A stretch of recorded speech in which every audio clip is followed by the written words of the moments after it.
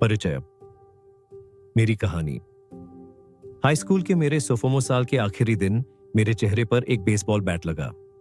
जैसे ही मेरे सहपाठी ने पूरा स्विंग लिया, बैट उसके हाथों से फिसल गया और मेरी ओर उड़ता हुआ आया, सीधे मेरी आंखों के बीच में लगा।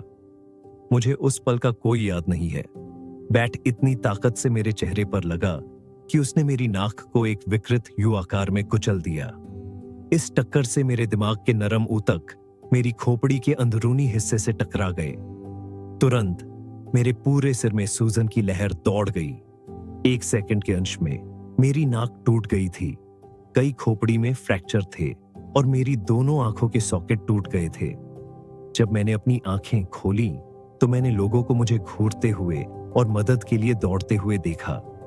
मैंने नीचे देखा और अपने कपड़ों पर लाल धब्बे देखे। मेरे एक सहपाठी ने अपनी शर्ट उतारकर मुझे दी।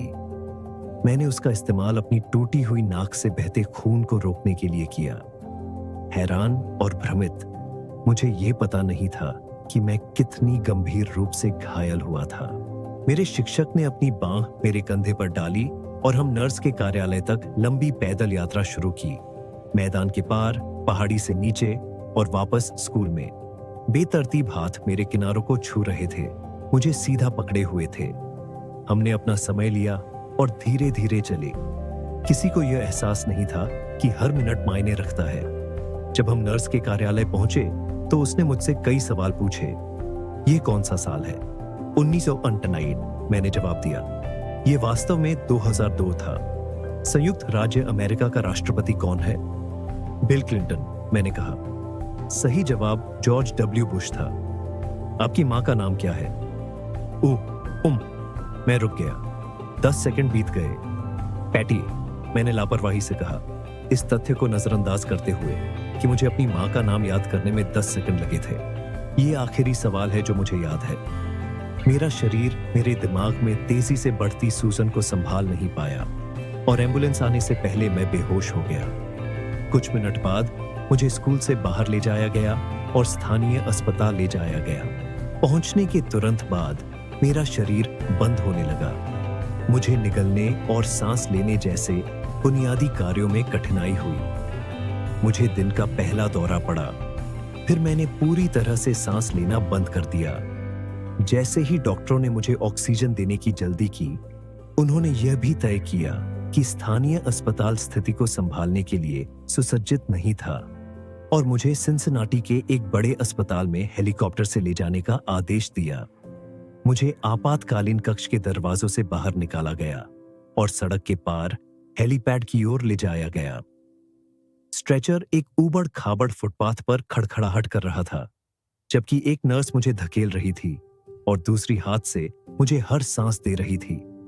मेरी मां, जो कुछ ही देर पहले अस्पताल पहुंची थी, मेरे बगल में हेलीकॉप्टर में चढ़ गई। मैं बेहोश रहा और उड़ान के दौरान वह मेरा हाथ पकड़े हुए थी। मैं खुद से सांस नहीं ले पा रहा था। जब मेरी मां मेरे साथ हेलीकॉप्टर में थी, तो मेरे पिता मेरे भाई और बहन को देखने और उन्हें खबर देने के लिए घर गए। उन्होंने अपनी बहन को यह समझाते हुए आंसू रोके कि वह उस रात उसके 8वीं कक्षा के स्नातक समारोह में शामिल नहीं हो पाएंगे। मेरे भाई बहनों को परिवार और दोस्तों को सौंपने के बाद वह मेरी मां से मिलने सिंसिनाटी गए।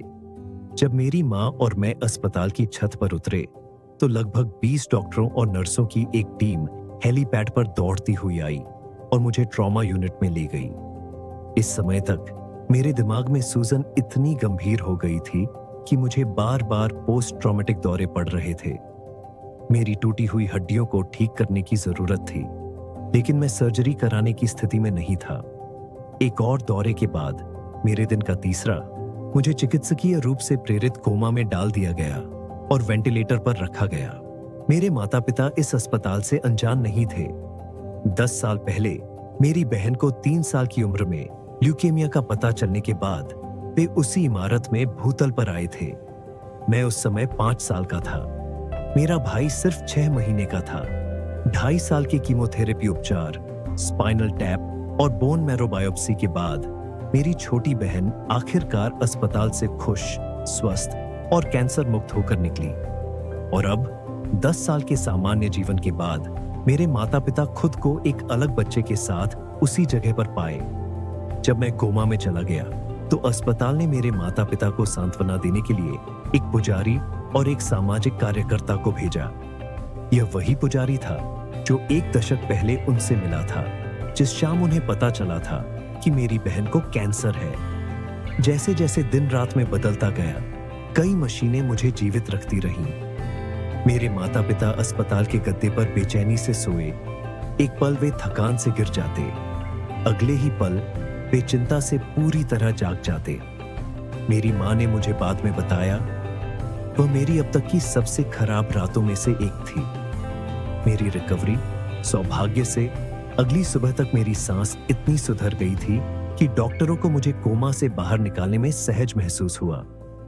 जब मुझे आखिरकार होश आया तो मैंने पाया कि मेरी सूंघने की क्षमता चली गई थी। एक परीक्षण के रूप में एक नर्स ने मुझसे अपनी नाक साफ करने और एक सेब के रस के डिब्बे को सूंघने के लिए कहा। मेरी सूंघने की क्षमता वापस आ गई, लेकिन सभी को आश्चर्य हुआ। मेरी नाक साफ करने के कार्य ने मेरी आंख के सॉकेट में फ्रैक्चर के माध्यम से हवा को धकेल दिया और मेरी बाईं आंख को बाहर धकेल दिया। मेरी आंख सॉकेट से बाहर निकल गई, जो मेरी पलक और मेरी आंख को मेरे दिमाग से जोड़ने वाली ऑप्टिक तंत्रिका द्वारा अनिश्चित रूप से अपनी जगह पर टिकी हुई थी। नेत्र रोग विशेषज्ञ ने कहा कि हवा बाहर निकलने पर मेरी आंख धीरे धीरे अपनी जगह पर वापस आ जाएगी, लेकिन यह बताना मुश्किल था कि इसमें कितना समय लगेगा। मुझे 1 सप्ताह बाद सर्जरी के लिए निर्धारित किया गया था, जिससे मुझे ठीक होने के लिए कुछ अतिरिक्त समय मिलेगा। मैं ऐसा लग रहा था जैसे मैं एक मुक्केबाजी मैच के गलत छोर पर था, लेकिन मुझे अस्पताल से छुट्टी दे दी गई। मैं टूटी हुई नाक, आधा दर्जन चेहरे के फ्रैक्चर और एक उभरी हुई बाईं आंख के साथ घर लौटा। अगले महीने मुश्किल थे। ऐसा लग रहा था कि मेरे जीवन में सब कुछ रुका हुआ है। मुझे हफ्तों तक दोहरी दृष्टि थी। मैं सचमुच सीधा नहीं देख पा रहा था। इसमें 1 महीने से अधिक समय लगा, लेकिन मेरी आंख आखिरकार अपनी सामान्य जगह पर वापस आ गई। दौरे और मेरी दृष्टि समस्याओं के बीच मुझे फिर से कार्य चलाने में 8 महीने लग गए। शारीरिक चिकित्सा में मैंने सीधी रेखा में चलने जैसे बुनियादी मोटर पैटर्न का अभ्यास किया। मैं अपनी चोट को मुझे निराश नहीं करने के लिए दृढ़ था, लेकिन ऐसे कई क्षण थे जब मैंने उदास और अभिभूत महसूस किया। मुझे दर्दनाक रूप से एहसास हुआ कि मुझे कितना आगे जाना है। जब मैं 1 साल बाद बेसबॉल मैदान पर लौटा, बेसबॉल हमेशा मेरे जीवन का एक बड़ा हिस्सा रहा था। मेरे पिता ने सेंट लुइस कार्डिनल्स के लिए माइनर लीग बेसबॉल खेला था और मेरा भी पेशेवर रूप से खेलने का सपना था। महीनों के पुनर्वास के बाद मैं जो कुछ भी चाहता था वह मैदान पर वापस आना था, लेकिन बेसबॉल में मेरी वापसी सुचारू नहीं थी। जब सीजन आया तो मैं वर्सिटी बेसबॉल टीम से कटने वाला एकमात्र जूनियर था। मुझे जूनियर वर्सिटी पर सोफोमोर्स के साथ खेलने के लिए भेजा गया था। मैं 4 साल की उम्र से खेल रहा था और किसी ऐसे व्यक्ति के लिए जिसने खेल पर इतना समय और प्रयास खर्च किया था, कट जाना अपमानजनक था। मुझे वह दिन स्पष्ट रूप से याद है जब यह हुआ था। मैं अपनी कार में बैठा और रोया, रेडियो पलटते हुए बेताब होकर एक ऐसा गाना ढूंढ रहा था जो मुझे बेहतर महसूस करा सके। 1 साल के आत्मसंदेह के बाद मैं एक वरिष्ठ के रूप में वर्सिटी टीम में जगह बनाने में कामयाब रहा, लेकिन मैं शायद ही कभी मैदान पर आता था। कुल मिलाकर मैंने हाई स्कूल वर्सिटी बेसबॉल के 11 इनिंग खेले, जो मुश्किल से एक खेल से थोड़ा अधिक था। मेरे निराशाजनक हाई स्कूल करियर के बावजूद मुझे अभी भी विश्वास था कि मैं एक महान खिलाड़ी बन सकता हूं, और मुझे पता था कि अगर चीजें बेहतर होने वाली थीं, तो मैं ही वह था जो इसे करने के लिए जिम्मेदार था। मेरी चोट के 2 साल बाद जब मैंने डेनिसन विश्वविद्यालय में कॉलेज शुरू किया, तो मोड़ आया। यह एक नई शुरुआत थी, और यह वह जगह थी जहां मैंने पहली बार छोटी आदतों की आश्चर्यजनक शक्ति की खोज की। मैंने आदतों के बारे में कैसे सीखा, डेनिसन में भाग लेना मेरे जीवन के सबसे अच्छे फैसलों में से एक था। मैंने बेसबॉल टीम में जगह बनाई, और हालांकि मैं एक नए खिलाड़ी के रूप में रोस्टर के सबसे नीचे था, मैं रोमांचित था। मेरे हाई स्कूल के वर्षों की अराजकता के बावजूद मैं एक कॉलेज एथलीट बनने में कामयाब रहा था। मैं जल्द ही बेसबॉल टीम में शुरुआत नहीं करने वाला था, इसलिए मैंने अपने जीवन को व्यवस्थित करने पर ध्यान केंद्रित किया। जबकि मेरे साथी देर तक जागते थे और वीडियो गेम खेलते थे, मैंने अच्छी नींद की आदतें बनाई और हर रात जल्दी सो जाता था। एक कॉलेज छात्रावास की गंदी दुनिया में मैंने अपने कमरे को साफ सुथरा रखने का ध्यान रखा। ये सुधार मामूली थे, लेकिन उन्होंने मुझे अपने जीवन पर नियंत्रण की भावना दी। मुझे फिर से आत्मविश्वास महसूस होने लगा और खुद पर यह बढ़ता विश्वास कक्षा में भी फैल गया, क्योंकि मैंने अपनी अध्ययन आदतों में सुधार किया और अपने पहले साल के दौरान सीधे ए ग्रेड प्राप्त करने में कामयाब रहा। एक आदत एक दिनचर्या या व्यवहार है जो नियमित रूप से और कई मामलों में स्वचालित रूप से किया जाता है। जैसे जैसे प्रत्येक सेमेस्टर बीतता गया, मैंने छोटी लेकिन लगातार आदतें जमा की, जिसके परिणाम स्वरूप ऐसे परिणाम मिले जो मेरे शुरू करने पर अकल्पनीय थे।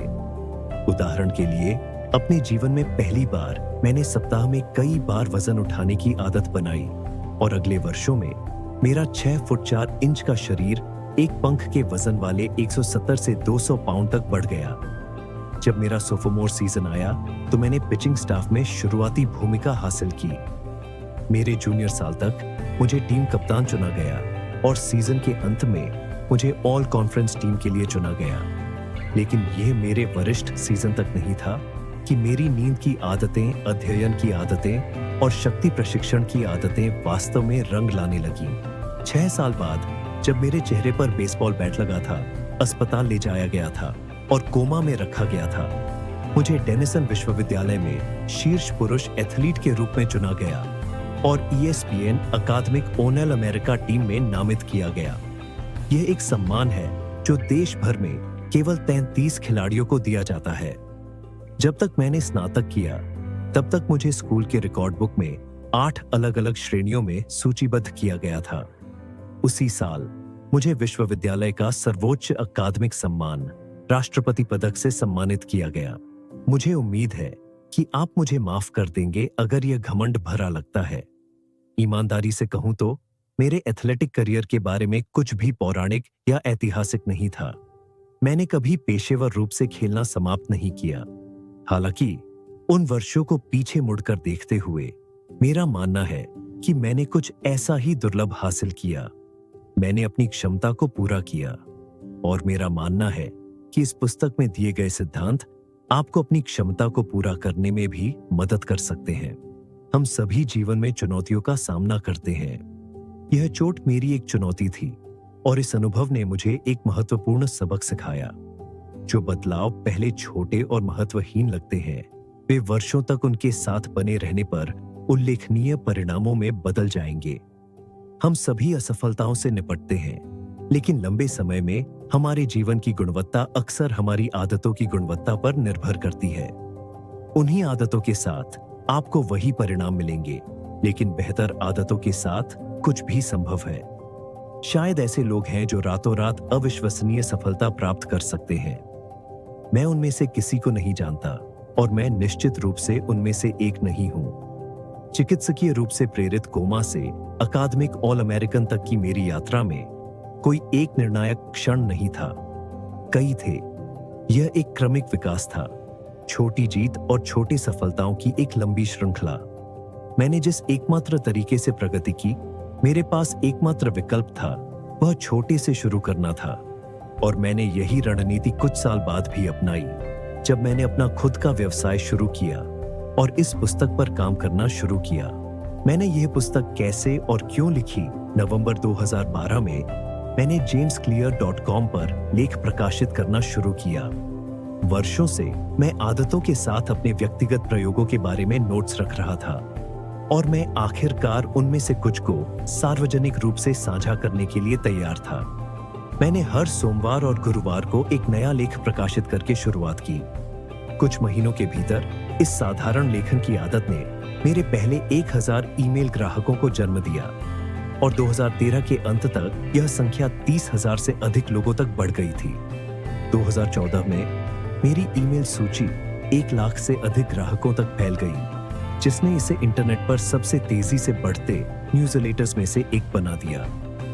2 साल पहले जब मैंने लिखना शुरू किया था, तब मुझे एक धोखेबाज जैसा महसूस हुआ था, लेकिन अब मुझे आदतों पर एक विशेषज्ञ के रूप में जाना जाने लगा था।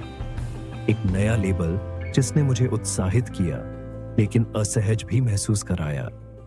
मैंने कभी खुद को इस विषय का मास्टर नहीं माना था, बल्कि एक ऐसा व्यक्ति जो अपने पाठकों के साथ प्रयोग कर रहा था। 2015 में मैं 2 लाख ईमेल ग्राहकों तक पहुंचा और पेंगुइन रैंडम हाउस के साथ एक पुस्तक सौदा किया, ताकि आप जो पुस्तक पढ़ रहे हैं उसे लिखना शुरू कर सकें। जैसे जैसे मेरे दर्शक बढ़े, वैसे वैसे मेरे व्यावसायिक अवसर भी बढ़े। मुझसे आदतों के निर्माण, व्यवहार परिवर्तन और निरंतर सुधार के विज्ञान के बारे में शीर्ष कंपनियों में बोलने के लिए तेजी से कहा जाने लगा।